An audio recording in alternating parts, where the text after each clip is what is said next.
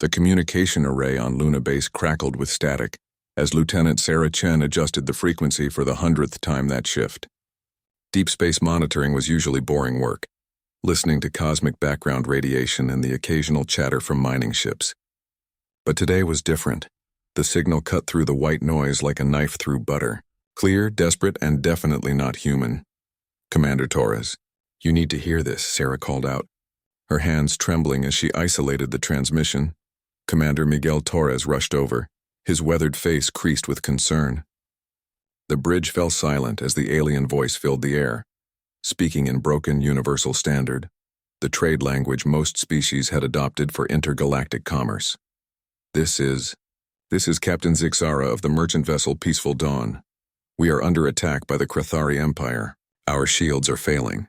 They have already destroyed 3 colonies in this sector. Please, anyone who receives this message, we need help. The Krathari show no mercy. They enslave children, torture prisoners, turn entire worlds into labor camps. The transmission crackled with weapons fire in the background. Screams echoed through the static. We carry refugees from Theta Centauri, families with younglings. The Krathari are boarding us now. If anyone out there has a conscience, if anyone believes in justice, please help us. We are at coordinates 847.2 by 334.8 Gamma Sector. We cannot fight them alone. The signal died. Torres stared at the communication panel, his jaw clenched tight. Around the bridge, junior officers looked at each other uncertainly. Humanity had only joined the galactic community 5 years ago, after developing faster-than-light travel. They were still considered newcomers, barely worth notice by the established empires. "Sir," Sarah whispered, "should we relay this to Earth Command?" "Already on it," Torres replied, his fingers flying over the console. "Priority 1 transmission to Sol System Command. Let's see what the brass wants to do about this." The response came faster than expected. Admiral Patricia Huang's face appeared on the main screen, her expression grim. Behind her, the lights of Earth Command's war room pulsed with activity. "Miguel, I've heard the transmission. Intelligence confirms the Krathari Empire has been expanding aggressively for the past 2 years. They've conquered 17 systems and enslaved billions. The Galactic Council refuses to act, says it's outside their jurisdiction since it's happening in neutral space." Torres felt his blood pressure rising. "Ma'am, with respect, since when do we wait for permission to help people in trouble?" Admiral Huang smiled grimly. "That's exactly what I was hoping you'd say. How fast can you get the Retribution combat ready?" The Retribution was humanity's newest warship, built with Earth's most advanced technology. Unlike the elegant curved designs favored by other species, human ships looked like what they were: weapons of war. Angular, armored, bristling with railguns and missile pods. 6 hours, ma'am. "But Admiral, we're talking about going up against an empire. The Retribution is just 1 ship. 1 human ship, Commander. I think you're forgetting what that means." Admiral Huang's eyes gleamed. "Take your crew and get out there. Show these Krathari what happens when they pick on innocent people within range of Earth's Deathworlders." Torres felt a familiar fire burning in his chest. Humans had earned the nickname Deathworlders from other species who couldn't understand how anything could evolve on a planet as dangerous as Earth. With its extreme weather, deadly predators, and constant natural disasters, Earth had forged its children into something unique in the galaxy. Survivors who refused to give up, who fought harder when backed into a corner. The other species had meant it as an insult. Humans wore it like a badge of honor. "Understood, Admiral. We'll bring our friends home." As the crew of the Retribution prepared for immediate departure, word spread through Earth's military channels. This wasn't just another mission. This was humanity's chance to show the galaxy what they stood for. In the ship's armory, Sergeant Maria Santos checked her squad's equipment one more time. The human soldiers looked different from other species' military forces. Where aliens favored energy weapons and elegant combat suits, humans packed chemical explosives, kinetic weapons, and armor designed for brutal close-quarters fighting. "Listen up, people," Santos addressed her Marines. "We're going up against slavers. These Krathari think they can torture and enslave innocent families just because no one's willing to stop them. Well, they haven't met humans before." Private Johnson, barely 18 but already a veteran of the Mars colony conflicts, raised his hand. "Sarge, what if there are too many of them?" Santos grinned, showing teeth that would make a predator proud. Then we make them regret picking a fight with Earth's children. These aliens think they're tough because they can terrorize defenseless merchants and civilians. Let's see how they handle real soldiers. On the bridge, Commander Torres watched as Earth fell away behind them, replaced by the star-filled void of space. The Retribution was built for speed, and they were pushing her to maximum velocity. Every minute counted now. Sir, reported Navigation Officer Kim, at current speed we'll reach the coordinates in 18 hours. Not good enough, Torres muttered. Engineering, I need everything you've got. Override safety protocols if you have to. Chief Engineer Williams's voice crackled over the comm. Sir, if we push the engines past Redline, we could blow the reactor. Chief, there are families out there being tortured and enslaved while we talk. Find a way, aye, sir. Give me 10 minutes. As the ship thundered through space at dangerous speeds, Torres couldn't shake the feeling that this mission would change everything. Humanity had tried to be diplomatic since joining the galactic community, following rules and protocols established by species that had been spacefaring for thousands of years. But diplomacy had its limits. And when faced with innocent people suffering while bureaucrats debated jurisdiction, humans had a tendency to take matters into their own hands. The rescue of the Peaceful Dawn was about to become the galaxy's first real introduction to human warfare. And the Crithari Empire was about to learn why picking a fight with Deathworlders was the worst mistake they could make. In the depths of space, the Retribution raced toward a confrontation that would echo across star systems. Behind them, Earth's military machine was already mobilizing. More ships, more soldiers, more of humanity's particular brand of determined fury. The galaxy was about to discover that kindness and mercy were luxuries humans reserved for friends and innocents. For those who preyed on the helpless, Earth's children offered something very different. They offered war. The Retribution dropped out of faster-than-light travel at the edge of the Gamma sector, and the scene that greeted them made Commander Torres's blood run cold. 3 Crithari warships hung in space like metallic vultures, their dark hulls scarred with battle damage from previous conquests. Between them, the merchant vessel Peaceful Dawn drifted helplessly, its engines dark and hull breached in multiple places.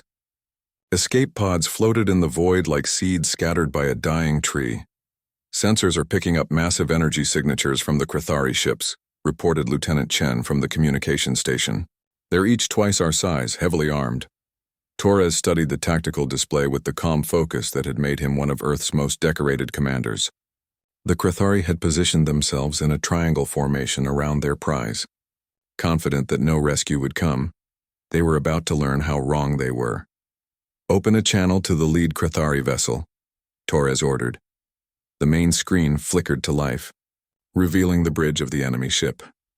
The Crithari were impressive in a terrifying way, 8 feet tall, covered in natural armor plating that looked like living metal.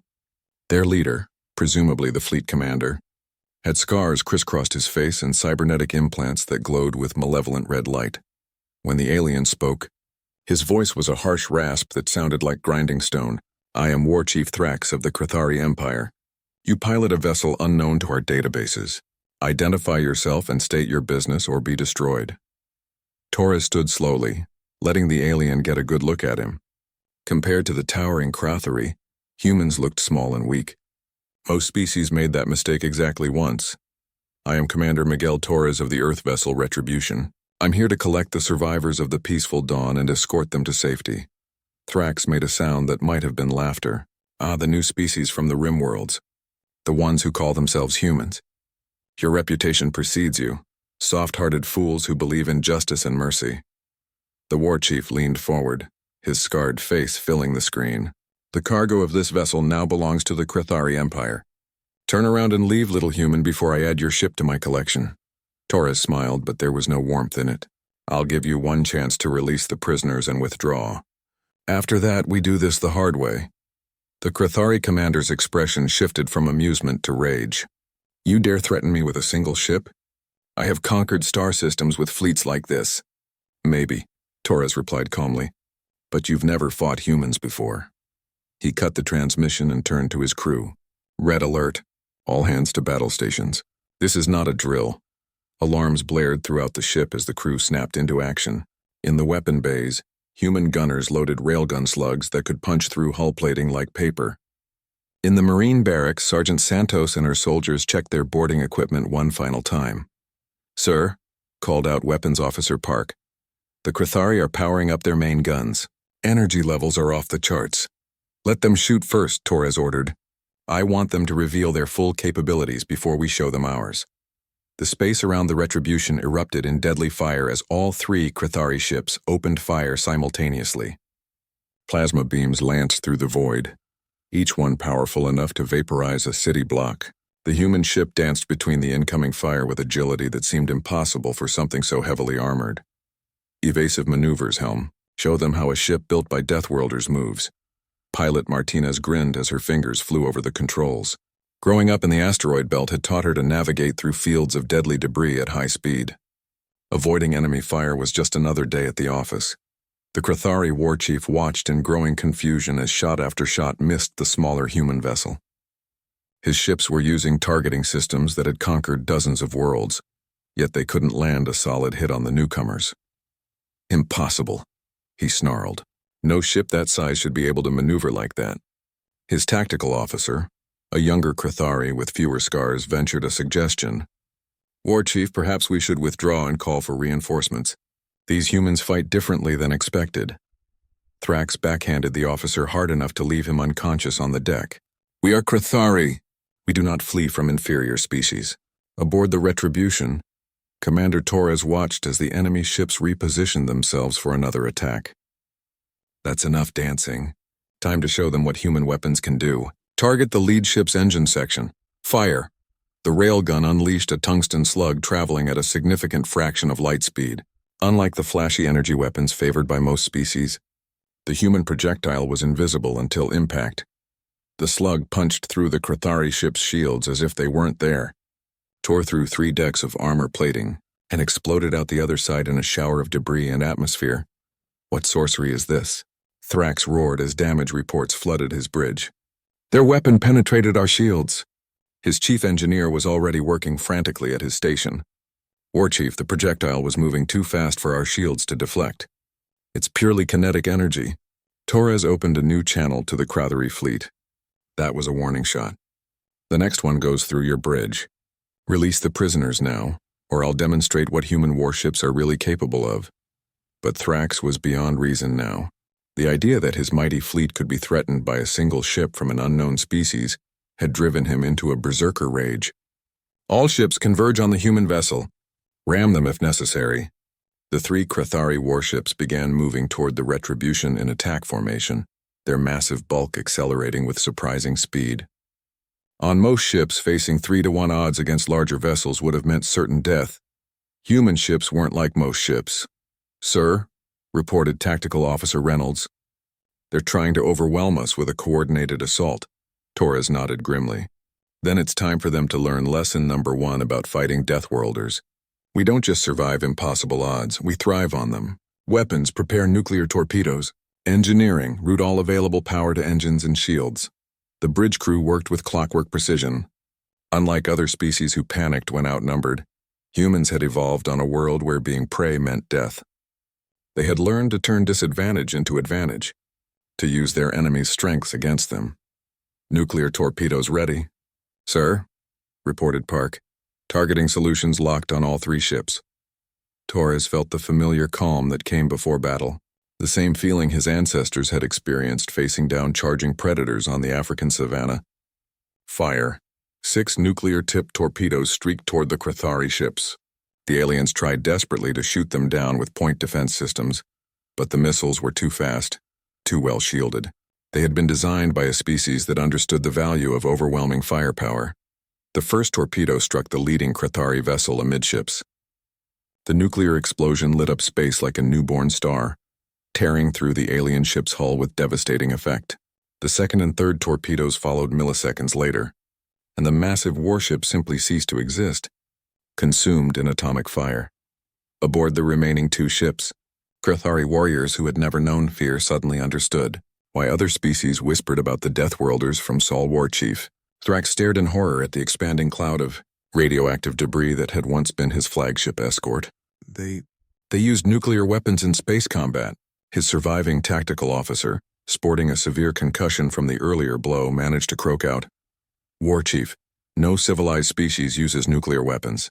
The radiation, the collateral damage." "The humans," Thrax whispered, "are not civilized." He was beginning to understand that he had made a terrible mistake. These newcomers didn't fight like the other species in the galaxy. They didn't follow the unwritten rules of honorable warfare. They fought like predators, like survivors, like beings forged in the fires of a world that killed the weak without mercy. They fought to win, no matter the cost. And War Chief Thrax was starting to realize that his fleet was about to pay that cost in full. The nuclear explosion had barely faded when Commander Torres issued his next order. "Launch boarding pods. Target the ship holding the prisoners." Sergeant Santos felt the familiar rush of adrenaline as her drop pod launched from the Retribution. Around her, 12 of Earth's finest Marines checked their weapons one final time. Unlike the elegant energy weapons favored by most galactic species, the humans carried kinetic rifles, explosive charges, and close combat weapons that would have been at home on any ancient battlefield. "Remember," Santos spoke into her comm as the pod streaked toward the damaged Crithari vessel. "These bastards torture children for fun. No mercy, no quarter, no hesitation. We're going in there to get our people out, and anyone who tries to stop us becomes a casualty." Private Johnson, the young Marine who had questioned their odds earlier, was now grinning with predatory anticipation. "Sarge, what's the rules of engagement?" "Simple, kid. If it's shooting at you, kill it. If it's running away, let it go. If it's hurting prisoners, kill it slowly." Santos checked her rifle's ammunition counter. "These Crithari think they're apex predators. Time to show them what real predators look like." The boarding pod struck the alien ship's hull like a meteor, punching through armor plating with shaped charges and depositing the Marines directly into the enemy vessel's interior. The Crithari had built their ships for intimidation, long corridors lined with weapon racks and torture devices, walls decorated with the skulls of conquered species. They hadn't built them for fighting humans. Santos was first out of the pod, her rifle already firing as Crithari warriors rushed to repel the boarders. The aliens were individually stronger and better armored than humans, but they had never faced enemies who moved with such coordinated lethality. The first Crithari warrior swung a massive energy mace at Santos's head. She ducked under the blow, put 3 rifle rounds into his chest, and was already moving to the next target before his body hit the deck. Behind her, her Marines spread out in a textbook assault formation, their movements so synchronized they seemed to share a single mind. "Contact front," shouted Corporal Williams as more Crithari appeared at the end of the corridor. "Heavy armor, energy weapons." "Explosives," Santos ordered calmly. She pulled a grenade from her belt, armed it with a flick of her thumb, and sent it bouncing down the hallway with perfect precision. The Crithari warriors had time to register the small metallic sphere before it detonated. The explosion wasn't just destructive, it was psychological warfare. The humans had brought weapons designed to cause maximum terror as well as damage. As the smoke cleared, Santos led her team deeper into the ship. They moved like wolves through the alien corridors, leaving behind them a trail of destruction that spoke to millions of years of predatory evolution. On the bridge of his own vessel, War Chief Thrax watched his soldiers being systematically destroyed by a force less than 1/10 their size. The human boarders weren't just winning, they were hunting his warriors like prey animals. "How is this possible?" he demanded of his remaining tactical officer. "They are smaller than us, weaker than us individually." The officer, watching the carnage unfold on internal security feeds, could barely speak. "War Chief, they fight as a unit. Perfect coordination, no hesitation, no fear. And their weapons," he shuddered. "They use explosives in close-quarters combat. They attack with projectiles that penetrate our armor. They fight like demons." Thrax was beginning to understand the true horror of his situation. The Crithari Empire had built its reputation on individual strength and superior technology. They conquered through intimidation and overwhelming force, crushing resistance before it could organize. But these humans had evolved differently. They were pack hunters, persistence predators who worked together to bring down prey much larger than themselves. They had turned cooperation into an art form, violence into a science. Deep in the bowels of the alien ship, Santos and her team reached the prison sections. What they found there would have broken the spirit of most species. The Crithari hadn't simply imprisoned the refugees from the peaceful dawn. They had been systematically torturing them, studying their reactions, cataloging their species' pain responses. Santos looked at the broken bodies of beings who had committed no crime, except being in the wrong place when the Krithari decided to expand their empire. She saw younglings, alien children, huddled in cages barely large enough to contain them. She saw adults bearing the marks of interrogation devices designed to cause maximum suffering, and something cold and terrible settled into her chest. Martinez Williams, secure the prisoners. Johnson Chen, plant charges on the torture equipment. I want this whole section reduced to scrap metal. Her voice was perfectly calm, which her Marines recognized as the most dangerous sign possible. As they worked to free the prisoners, Santos opened a channel to Commander Torres. Bridge, this is boarding team Alpha. We've secured the prison section. Sir, you need to know what we found down here. Torres's voice crackled back over the comm. Go ahead, Sergeant. Sir, these bastards weren't just taking prisoners. They were experimenting on them, testing how much pain each species could endure before dying. They've got children down here who... Santos's voice trailed off as she struggled to maintain professional composure. There was a long pause before Torres responded. Understood, Sergeant. Change of mission parameters. This is no longer a rescue operation. This is an extermination. Santos felt a grim smile spread across her face. Copy that, sir. What are the new rules of engagement? No survivors on the Krithari side. Make them pay for what they've done. As the Marines began evacuating the freed prisoners, the Krithari crew realized that their ship was now a tomb. The humans weren't just fighting to win. They were fighting to ensure that this particular group of Krithari would never hurt anyone again.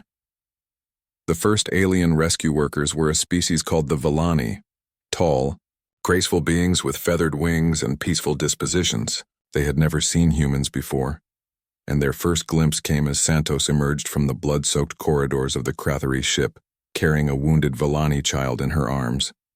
You came to help us? The adult Villani whispered in broken universal standard. But we are not your people. Why risk your lives for strangers? Santos looked down at the alien child in her arms, a being that looked nothing like any human, from a species she had never encountered before. But the child's eyes held the same terror and pain she had seen in human children during the Mars colony raids. Because that's what good people do, she said simply. They help when help is needed. The Villani elder was quiet for a moment, studying the human warrior who had risked her life to save his people. Your species, you are not what we expected from the stories. What stories? Santos asked as they reached the boarding pod. The other species, they say humans are Deathworlders, violent, savage, without honor or compassion. The Villani gestured to his rescued people. But you saved us, why? Santos secured the child in the pod's medical bay and prepared for departure. Around them, explosions echoed through the Krithari ship as the last of the alien crew was eliminated. We are violent, she admitted. We are savage when we need to be, but we save our violence for those who deserve it. She looked back at the burning alien warship, and slavers who torture children definitely deserve it. As the boarding pod launched back toward the Retribution, carrying the freed prisoners to safety, the Krithari vessel began to break apart. Santos had made sure to plant charges in critical structural points, ensuring that this particular ship would never be used for slaving again. Behind them, the second Krithari warship was already trying to flee, but the Retribution was faster. There would be no escape, no survivors to report back to their empire about what had happened here. The galaxy was about to learn its first lesson about humanity. They might be Deathworlders, but they saved their wrath for those who preyed on the innocent, and they were very, very good at wrath. The news of the Gamma Sector incident spread through the galaxy like wildfire. Within hours, every major news network, diplomatic channel, and military communication system was buzzing with reports of what the humans had done to the Krithari fleet.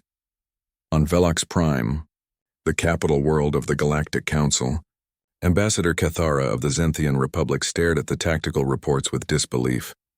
The Zenthians were one of the oldest and most powerful species in the galaxy, their blue-scaled forms commanding respect wherever they appeared.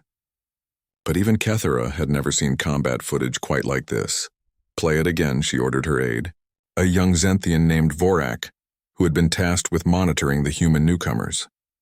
The holographic display showed the battle from multiple angles, Recorded by automated sensor buoys that had been monitoring shipping lanes, the three massive Krathari warships, each one a proven instrument of conquest, had been systematically destroyed by a single human vessel one-third their size. "Ambassador," Vorak said quietly, "the tactical analysis is complete. The humans used kinetic weapons traveling at near light speed, nuclear warheads in space combat, and boarding tactics that defied all established military doctrine." Cathara paused the hologram at the moment when the first Krathari ship exploded. "Nuclear weapons," she repeated. "In space. Do they not understand the implications? According to our intelligence, humans have been using nuclear weapons in warfare for over 80 years. They appear to consider them conventional armaments." The ambassador felt a chill run down her spine. Most galactic species had developed nuclear technology, but they used it only for power generation. The idea of weaponizing atomic energy was considered barbaric, a sign of a species too savage for civilized society. And the boarding action? Vorak called up internal security footage from the Krathari ship. Even on the grainy recordings, the efficiency of the human assault was terrifying. 12 human soldiers had eliminated over 200 Krathari warriors in less than 30 minutes. "They fight like Keth Mori," Vorak whispered, referring to the nightmare predators from Zenthian folklore. "No hesitation, no mercy, perfect coordination." Cathara closed her eyes. She had been one of the council members who had voted to admit humanity to the galactic community, believing they could be civilized and contained. Now she was beginning to realize what they had unleashed. "Send a priority message to the council," she ordered. "Emergency session. We need to discuss the human situation." On the other side of the galaxy, in the territorial capital of the Krathari Empire, War Master Gorthak received the news of Thrax's defeat with cold fury. The Krathari were a proud warrior race, their empire built on the principle that might made right. The loss of 3 warships to a single vessel from an unknown species was more than a military defeat. It was an insult that demanded blood. Gorthak was even larger than the typical Krathari, his natural armor plating enhanced with cybernetic implants that made him more machine than flesh. Scars covered his body from dozens of conquests, and his reputation for brutality was legendary even among his own kind. "Show me everything," he commanded his intelligence officers. "I want to know how these humans fight, what weapons they use, how many ships they have."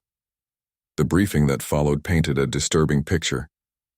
Earth's military was small compared to the major galactic powers, but it was built around principles that other species found incomprehensible. Human warships were designed for maximum damage output, with little regard for elegance or efficiency. Human soldiers trained constantly for close-quarters combat, as if they expected every battle to become personal.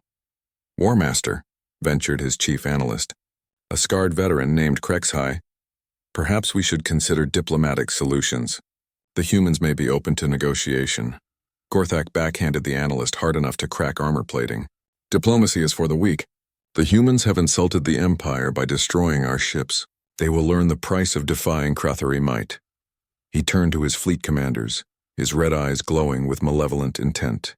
"Assemble Battle Group Omega. 50 ships, our finest warriors. We will teach these Deathworlders what happens when they interfere with the Empire's business." Meanwhile, aboard the Retribution, Commander Torres was dealing with the aftermath of their first encounter with galactic politics. The refugee survivors from the peaceful dawn were recovering in the ship's medical bay, but their stories were painting a picture of Krathari expansion that was far worse than anyone had imagined. Dr. Sarah Kim, the ship's chief medical officer, approached Torres with a grim expression. "Commander, I've finished examining the survivors. What the Krathari were doing to them." She paused, struggling to find words. It wasn't just torture for information. They were conducting systematic studies on pain tolerance, fear responses, and psychological breaking points. Torres felt his jaw clench. "Why? Best guess? They're developing more efficient methods of breaking resistance during planetary conquests. Turn the population into willing slaves faster, with less resources expended." Dr. Kim handed him a data pad. "Commander, we have children here who may never recover from what was done to them." Torres reviewed the medical reports, his anger growing with each page. The Krathari weren't just conquerors. They were systematic destroyers of hope, beings who had turned cruelty into a science. "Doctor, how many refugee ships have gone missing in this sector over the past year?"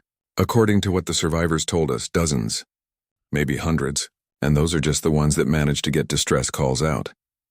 Dr. Kim's voice was tight with controlled emotion. Commander, we're not dealing with a military force. We're dealing with monsters.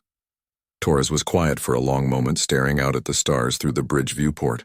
Earth had joined the galactic community, hoping to find allies, trading partners, maybe even friends among the stars.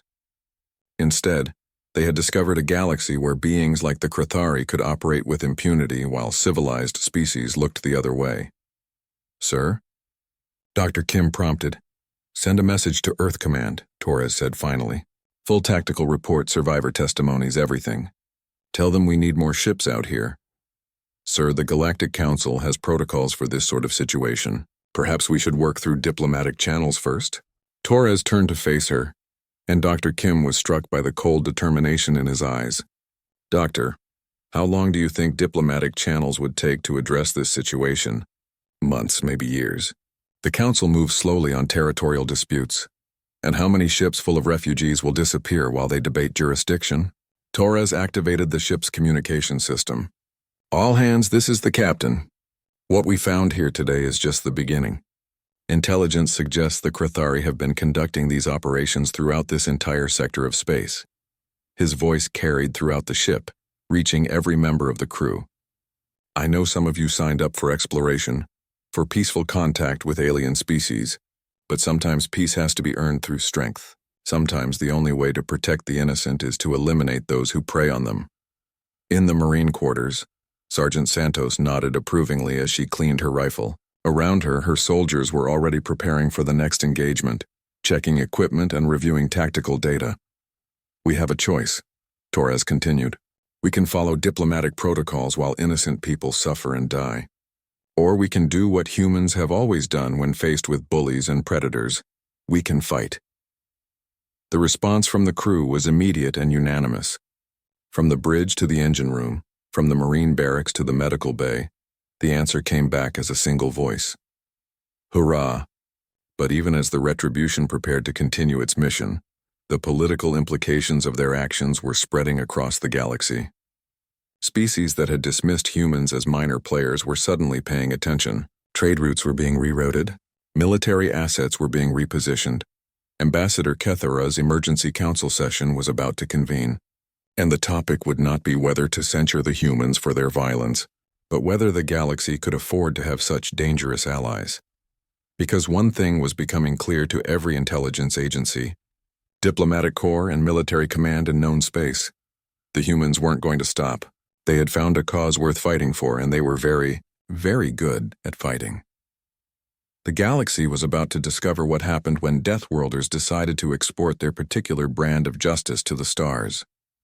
And for species like the Krathari, who had built their empires on the suffering of others, that discovery would be their last.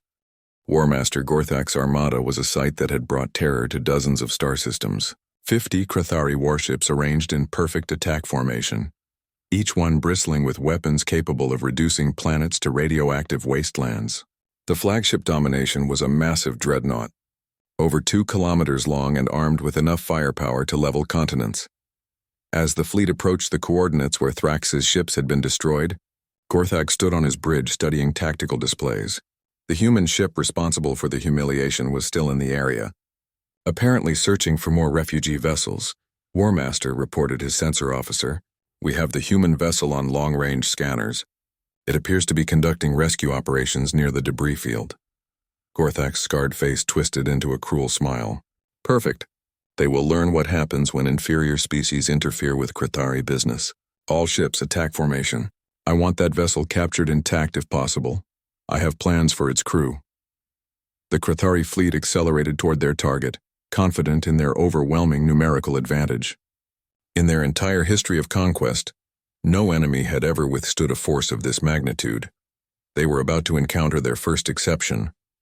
Aboard the Retribution, Lieutenant Chen was monitoring deep space sensors when her console erupted in alarm signals. Commander Torres to the bridge. Priority alert. Torres arrived running, still pulling on his uniform jacket. Report. Sir, I'm reading 50, repeat 50 Krathari warships approaching our position. ETA 12 minutes at current speed. The bridge fell silent. 50 ships against one was impossible odds by any reasonable military calculation. But then again, humans had never been particularly reasonable when it came to protecting innocent lives. Open a channel to Earth Command, Torres ordered. Priority 1. Admiral Huang's face appeared on the screen almost immediately. Miguel, we're tracking the Krithari fleet. That's a full battle group. Enough firepower to sterilize a planet. Yes, ma'am. Permission to engage? There was a pause as Admiral Huang consulted with her staff. When she returned to the screen, her expression was grim but determined. Son, High Command has been monitoring the situation. We know about the refugee ships, the torture chambers, the children. Her voice hardened. You have authorization to use any means necessary to stop those bastards. Torres nodded. Understood, Admiral. But ma'am, we're going to need backup. Already en route. Admiral Chen's battle group is 6 hours out. Admiral Rodriguez's fleet is 8 hours behind them. Think you can hold out that long? Torres looked around his bridge at the faces of his crew. They were scared. Only a fool wouldn't be scared facing 50-to-1 odds. But they were also determined, and he could see the fire in their eyes that had driven humanity from caves to the stars. We'll hold, ma'am, but if we don't make it, you'll make it, Commander. Because you're humans, and humans don't know how to quit. Admiral Huang's image flickered out. Torres turned to his crew. You heard the Admiral. We need to hold this position for 6 hours against 50 enemy ships. Any suggestions? Chief Engineer Williams spoke up from the back of the bridge. Sir, the asteroid field around this system. If we can get them to follow us in there, their numerical advantage gets reduced. Asteroid field combat, mused Weapons Officer Park. They'll have trouble with formation fighting. Limited maneuvering room for their larger ships. Torres felt a smile tugging at his lips. Like our ancestors fighting in mountain passes or dense forests. Use the terrain to negate the enemy's advantages. He turned to the helm. Martinez, plot a course for the densest part of the asteroid field. Maximum speed. As the Retribution raced toward the asteroid field, Gorthak watched their maneuver with confusion. They're running, he declared. The cowards flee before superior Krithari might. His tactical officer, a veteran of dozens of campaigns, was studying the sensor readings more carefully. Warmaster, they're heading directly into the asteroid field. That's not a retreat vector, it's a defensive position. What? Gorthak snarled. A single ship thinks to make a stand against my entire fleet? Sir, humans evolved on a death world. Perhaps they're more cunning than we assumed. Gorthak backhanded the officer reflexively. Impossible. They are weak, soft beings from a minor species. Follow them into the asteroids. I want that ship taken intact so I can personally demonstrate what happens to those who defy the Empire. The Krithari fleet plunged into the asteroid field in pursuit, their massive ships struggling to maintain formation as they navigated between chunks of rock, some as large as city blocks. Their sensors were hampered by the metallic composition of the asteroids, creating blind spots and sensor shadows. It was exactly what Commander Torres had been hoping for. All stop, he ordered as the Retribution settled into position behind a massive asteroid. Cut all non-essential power. Make us a hole in space. The human ship went dark, its hull blending with the surrounding rock. To the Krithari sensors, it had simply vanished. Warmaster Gorthak raged as his fleet spread out through the asteroid field, searching for their vanished prey. Find them!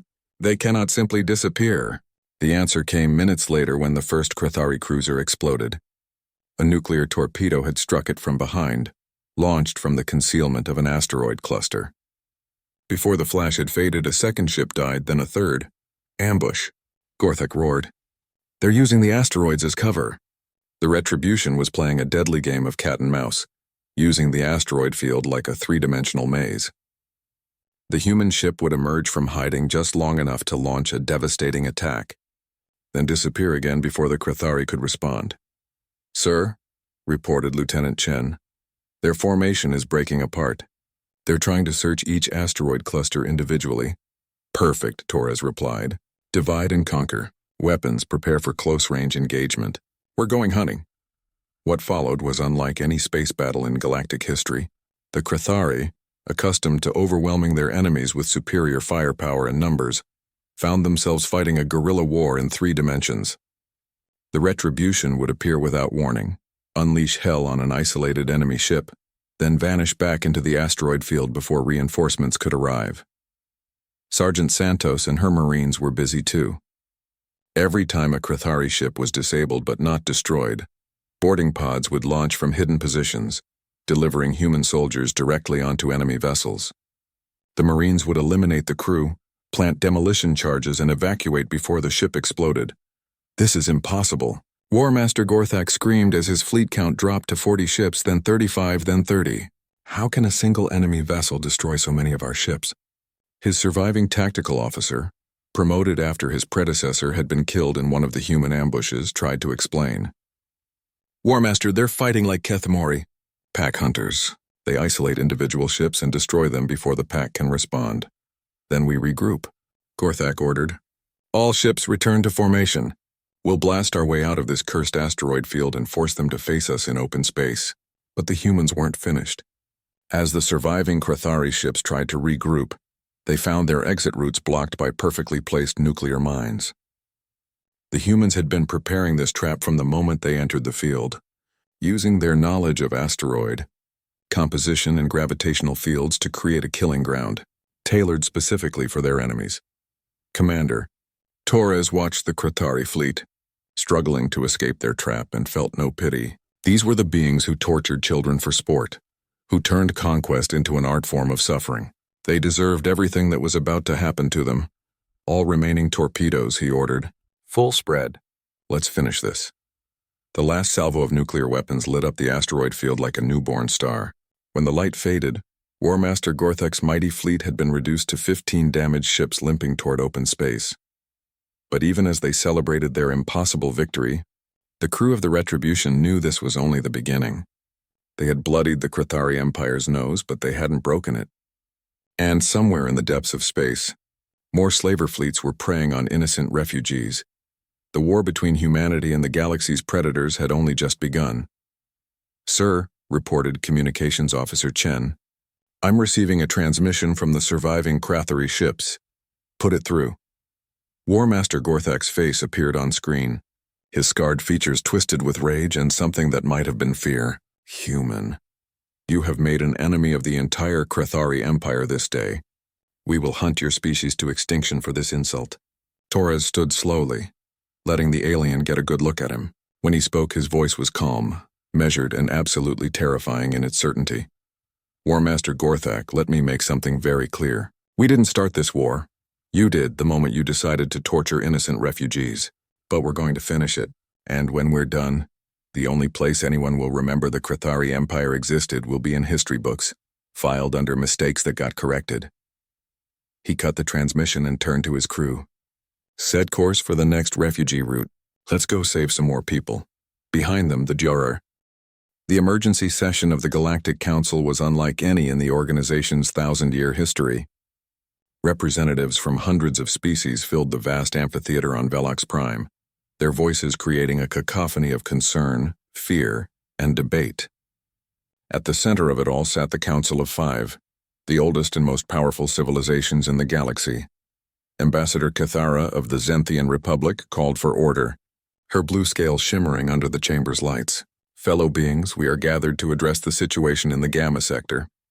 The humans have engaged in unprovoked warfare against the Krathari Empire, using weapons and tactics that violate several established conventions of civilized combat." A chorus of voices erupted from the chamber. Some species demanded immediate sanctions against humanity. Others praised the humans for taking action where the council had failed. The Villani delegation, led by Elder Sixhai, one of the survivors rescued by Sergeant Santos, stood to address the assembly. Unprovoked? Elder Sixhai's voice carried clearly through the chamber's acoustics. "Honored ambassadors, I was aboard the Peaceful Dawn when the Krathari attacked us. I watched them torture my people, experiment on our children, turn our ship into a laboratory of suffering." He gestured to a group of other survivors in the gallery. "We sent distress calls to every major power in this sector." The response? "Committee meetings, jurisdictional debates, forms to be filed." His voice rose with controlled anger. "While you debated, the humans acted. They saved us when no one else would." Ambassador Threknon of the hegemonic states, a species known for their military prowess, leaned forward in his seat. "Elder Sixhai, we sympathize with your suffering. But the humans used nuclear weapons in space combat. They conducted boarding actions without attempting negotiation first. They massacred the crews of 35 Krathari vessels, and, Elder Sixhai replied, those crews were slavers, torturers, murderers. Should we mourn their deaths while celebrating the lives they would have taken? The chamber erupted in arguments. Some species, particularly those with pacifist philosophies, were horrified by the humans' brutal efficiency. Others, especially those on the periphery of galactic space who dealt with pirates and raiders regularly, were quietly impressed. Ambassador Kathara called for order again. The question before us is not whether the Krathari deserve their fate, but whether we can allow the humans to continue operating outside established protocols. What protocols? The new voice came from the back of the chamber, and every representative turned to look. Admiral Patricia Huang walked down the central aisle, flanked by 2 human Marines in full combat gear. She had requested permission to address the council, and her arrival had been timed for maximum dramatic effect. Kathara's scales shifted to a more purple hue, a sign of surprise among her species. Admiral Huang, you were not scheduled to speak. No, Ambassador, I wasn't. Because humanity wasn't invited to participate in a debate about our own actions. Admiral Huang reached the center of the chamber and turned to address the assembly. You want to talk about protocols? Let me tell you about the protocols we found. She activated a holographic projector, and the chamber filled with images from the Krathari prison ships. The assembled representatives watched in horror as the recordings showed systematic torture, experimentation on living beings, and the casual brutality of the slaver operations. This is what your protocols allowed, Admiral Huang said quietly. While you debated jurisdiction, the Krathari were perfecting techniques for breaking the spirit of conquered peoples. They were turning children into test subjects for pain research. They were developing more efficient methods of creating willing slaves. The chamber was deadly quiet now. Some representatives couldn't look at the images. Others watched with growing horror and shame. You want to know why humans use nuclear weapons in space? Admiral Huang continued. Because we've learned that sometimes evil only responds to overwhelming force. You want to know why we don't negotiate with slavers? Because there's nothing to negotiate. They understand only strength. Ambassador Threknon stood slowly. Admiral, your species' actions have destabilized an entire sector of space. The Krathari Empire is mobilizing their full military in response. You've started a war.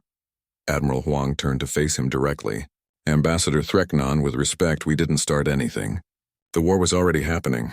You just chose not to see it. The only difference is that now the Krathari have enemies who fight back.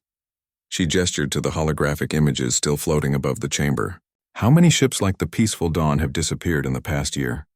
How many distress calls have been filed and ignored? How many beings have died in Krathari torture chambers while this council debated proper procedure? Elder Sixhai rose from the gallery. If I may, Admiral Huang speaks truth. My people sent 17 requests for aid through official channels over the past 6 months. We received form letters acknowledging receipt. Nothing more. The admission sent a ripple of uncomfortable murmuring through the chamber. Several representatives were checking their own files, realizing how many similar requests they had dismissed as minor incidents. Ambassador Kathara's scales had shifted to a deep blue, a sign of stress among the Zenthians. Admiral, even if we accept your justifications, your species' methods are extreme. Nuclear weapons, kinetic bombardment, boarding actions that leave no survivors. These tactics are terrifying to most civilized species. Admiral Huang nodded slowly. They should be terrifying, Ambassador. They're designed to be, because sometimes the only way to protect the innocent is to make yourself more frightening than the monsters they're hiding from. She paused, letting her words sink in. But here's what you need to understand about humans. We don't use these methods against the innocent. Every Krathari ship we destroyed was engaged in slaving operations. Every boarding action was conducted against vessels that were torturing prisoners. We have never and will never use these tactics against peaceful beings. How can we trust that? Demanded Ambassador Vorthai of the Crystalline Collective. Your species has only been part of the galactic community for 5 years. We don't know your true intentions. Admiral Huang smiled grimly. Ambassador, judge us by our actions. We could have conquered dozens of systems by now if that was our goal. Instead, we've focused our efforts on hunting slavers and protecting refugees. We've shared our technology freely with species that needed it. We've never claimed territory that wasn't freely offered. She activated the projector again, showing new images. Human ships evacuating refugees, human medical teams treating wounded aliens, human engineers helping to rebuild destroyed colonies. This is what humans do when we're not fighting wars, she said. We build, we heal, we protect, but when faced with beings who prey on the innocent, we become something else entirely. The chamber was quiet as representatives absorbed what they had seen. Finally, Ambassador Cathara spoke again. Admiral, what does humanity want from this council? Nothing, Admiral Huang replied, surprising everyone. We didn't come here asking for permission or support. We came here to explain what we're going to do and why we're going to do it. She turned to address the entire assembly. The Krathari Empire has built its power on the suffering of innocents. They operate with impunity because they know no one will stop them. Well, someone is stopping them now. Humanity will continue to hunt down slaver operations regardless of political consequences. And if other species object to your methods, asked Ambassador Threknon, Admiral Huang's expression hardened, then they're welcome to join us in developing more humane methods of stopping slavers. But if they try to prevent us from protecting innocent beings, they'll discover that humans can be just as terrifying to those who enable evil as we are to those who commit it. The threat hung in the air like a sword over the assembly. These beings who had dismissed humanity as minor players were suddenly realizing they were dealing with a species that combined advanced technology with the moral certainty of apex predators. Elder Six-Eye stood once more. Honored representatives, I have a proposal. Rather than debating whether the humans should be stopped, perhaps we should be asking how we can support them. My people would gladly provide intelligence, resources, anything needed to ensure that what happened to the peaceful dawn never happens again. The suggestion sparked a new wave of debate. Some species recoiled from the idea of supporting human military actions. Others, particularly those who had suffered from raider attacks, were intrigued by the possibility of finally having effective protection. As the argument swirled around her, Admiral Huang realized that humanity's actions had done more than just rescue a few refugee ships. They had forced the galaxy to confront uncomfortable truths about justice, power, and the price of civilized inaction. The council would debate for days or weeks before reaching any decision. But by then, it wouldn't matter. Human fleets were already moving into position throughout the galaxy, hunting for more slaver operations. The war against the Krathari Empire was expanding, and soon other predatory species would find themselves facing Earth's particular brand of righteous fury. 6 months after the first engagement in the Gamma sector, the galaxy had become a very different place. The Krathari Empire, once one of the most feared powers in known space, was a shadow of its former self. Over 200 of their ships had been destroyed in running battles with human fleets, and their remaining forces had retreated to their core worlds, afraid to venture into open space. Commander Torres, now promoted to Admiral, stood on the bridge of the Retribution as they approached the Krathari homeworld of Thrakhan. Around them, a massive human fleet had assembled, not for conquest, but for justice. Sir, reported Lieutenant Chen, now his chief communications officer, we're receiving a transmission from the planetary surface. It's Emperor Gorthmak himself. Torres nodded grimly. Put it through. The screen filled with the image of the Krathari Emperor, a massive being covered in scars and cybernetic implants. But where once those features had projected strength and menace, now they merely looked desperate. Human Admiral, Gorthmak began, his voice lacking its usual arrogance. I wish to negotiate terms for a ceasefire. The Empire is prepared to discuss territorial concessions. Torres studied the alien leader with cold eyes. Emperor, there's nothing to negotiate. You have exactly 1 hour to begin the process of releasing every slave, every prisoner, every being held against their will in your territory. After that, we implement our own solution. You cannot be serious. Gorthmak snarled, some of his old fire returning. The Krathari Empire spans dozens of systems. You cannot simply dictate terms to us. Watch me, Torres replied calmly. We've already liberated 17 of your slave worlds. We've documented over 3 million beings held in conditions that violate every standard of civilized behavior. The time for negotiation ended when we found those children in your experimentation facilities. Behind Torres, Sergeant Santos, now Major Santos, nodded approvingly. Her Marines had been leading the liberation efforts, and what they had found in the Krathari prison worlds had hardened even these veteran soldiers. Emperor Gorthmak's image wavered as he struggled to control his rage. And what of the Galactic Council? Surely they will not allow this. This genocide! Torres raised an eyebrow. Genocide? Emperor, we've offered every Krathari the same choice we've offered everyone else. Live in peace or face the consequences of your actions. Most of your people have chosen peace. They've laid down their weapons, released their prisoners, and begun the process of rebuilding their society. It was true. The majority of Krathari civilians, tired of constant warfare and the brutality of their leaders, had welcomed the human intervention. They had discovered that life under the Empire's boot had been as oppressive for them as it had been for their victims. As for the Council, Torres continued, they've officially condemned our methods while unofficially providing us with intelligence and resources. Funny how moral flexibility works when the alternative is dealing with the consequences themselves. The truth was more complex than Torres let on. The Galactic Council had eventually reached a compromise that satisfied no one, but worked in practice. Officially, they disapproved of human methods and called for diplomatic solutions. Unofficially, they provided targeting data for slaver operations and looked the other way when human fleets accidentally wandered into territories where atrocities were being committed. Species like the Zenthians had even begun covertly funding human operations, reasoning that it was better to support controlled violence against genuine threats than to face the chaos of widespread galactic war. You have 45 minutes, Torres told the Emperor. Make your choice. He cut the transmission and turned to his staff. Status report on the Liberation fleets. Major Santos stepped forward. Admiral, Fleet Group Alpha has secured the Thetis system. Over 500,000 prisoners liberated, minimal resistance. Fleet Group Beta is mopping up the last slaver strongholds in the Omega Nebula. Casualties? Light on our side. We're getting better at this. Santos paused. Sir, what do we do if the Emperor refuses to comply?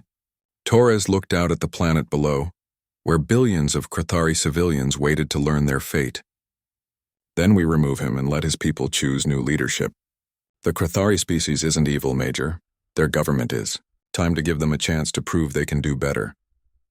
On the surface of Thrakan, Emperor Gorthmak raged in his palace as his advisors tried to explain the impossible situation they faced. The humans hadn't just defeated their military, they had turned the Empire's own people against them. Sire, ventured his surviving general. War Chief Kethvor, perhaps we should consider their terms. The people are already rebelling in 17 systems. Our own soldiers are defecting to join the human-backed liberation forces. Defecting? Gorthmak roared. Krathari warriors do not defect. They do when they're offered the choice between fighting alongside beings who protect innocent people, or dying for leaders who torture them. Kethvor replied quietly. Sire, our warriors are not cowards, but they're not monsters either. Many of them have families, children of their own. They've seen what we did to other species' children. It was the crux of the matter. The humans had done something no enemy of the Krathari Empire had ever managed. They had offered an alternative. Krathari who laid down their weapons were welcomed into human-protected territories, given jobs, homes, and the chance to rebuild their lives without fear. The humans had proven that strength didn't have to come from oppression, that a civilization could be powerful without being cruel, and more Krathari were choosing that path over loyalty to an empire built on suffering. Sir, reported a communications technician, we're receiving multiple transmissions from across the Empire. Regional governors are surrendering their territories to human forces. Emperor Gorthmak stared at the tactical display showing the collapse of everything he had built. Red indicators showed human fleets throughout his territory, but they weren't burning cities or enslaving populations. Instead, they were building hospitals, schools, and infrastructure for the beings they had liberated. This is impossible, he whispered. They should be conquering us, enslaving us. Why are they helping our people? War Chief Kethvor had been wondering the same thing. Sire, I think they meant what they said. They don't want to rule us. They just want us to stop hurting innocent beings. The concept was so alien to the traditional Krathari mindset that it took several moments for the Emperor to process it. The idea of using force to protect others rather than to gain power was completely outside his experience. A new voice came from the chamber's entrance. Because that's what civilized people do. Every weapon in the room turned toward the speaker. A human woman in military uniform, flanked by 2 guards. She had walked into the heart of the Krathari Empire's power, as casually as entering a restaurant. "I am Admiral Sarah Chen, Earth Fleet," she announced calmly. "Your hour is up, Emperor." "What's your decision?" Emperor Gorthmak stared at the human officer. She was smaller than any of his guards, carrying no visible weapons, and yet she radiated a confidence that made his warriors hesitate to attack her. "How did you get in here?" he demanded. "Your own guards let me in," Chen replied. Funny thing about soldiers who've spent their lives following orders to hurt innocents. When offered the chance to protect people instead, most of them jump at it. She gestured to the tactical display. "Emperor, your empire is gone. Your people have chosen freedom over oppression. You can either step down gracefully and help us build something better, or you can die here defending a system that even your own people reject." Gorthmak looked around his throne room at the faces of his remaining followers. He saw fear, uncertainty, and something else, hope. Hope that maybe finally they could stop being monsters. What happens to me if I surrender?" Admiral Chen smiled, and for the first time it wasn't cold or threatening. "You help us understand how the Empire operated so we can dismantle it properly. You provide testimony for the war crimes tribunals. And then, if you're genuinely committed to change, you help us rebuild Krathari society into something your people can be proud of. You would trust me to do that?" "Trust but verify," Chen replied. "We're not naive, Emperor. But we've learned that even the worst people can change when given the right incentives and opportunities." Emperor Gorthmak was quiet for a long moment, staring at the ruins of his empire displayed on the tactical screens. Then slowly he reached up and removed the crown that marked his authority. "I surrender the Krathari Empire to human authority," he said formally. "I request clemency for my people and pledge to assist in the transition to whatever comes next." The words seemed to break something inside him, and the massive alien leader collapsed into his throne. Looking suddenly old and tired, Admiral Chen stepped forward and picked up the crown. "What comes next, former Emperor, is justice. Not vengeance, justice. Your people will have the chance to build a civilization they can be proud of. The beings you enslaved will be free, and the galaxy will be a little bit safer." She turned to address the entire throne room. "Anyone who wants to be part of building that new civilization is welcome to stay. Anyone who can't accept